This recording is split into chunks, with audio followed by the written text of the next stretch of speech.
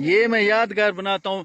इस दफा आया था वो एक लड़का पुरानी तस्वीर दिखा रहा था अपनी, ये दादा तुमने ग्रुप में खींची थी। मैंने कहा यार कमाल है, मुझे नहीं पता। हाँ ठीक है, मैं आपको बनाता हूँ। मामा ठीक है मामा, ये हमारे सपोर्टर हैं जो इस दफा तौसा शरीफ भी आए थे।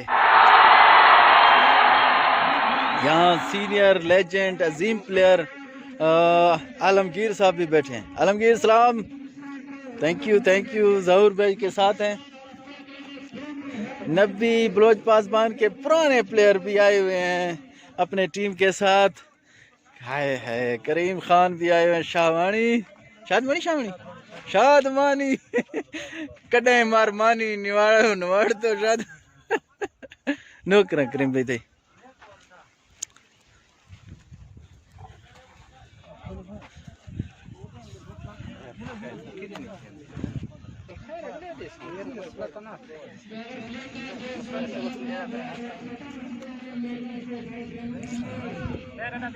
बना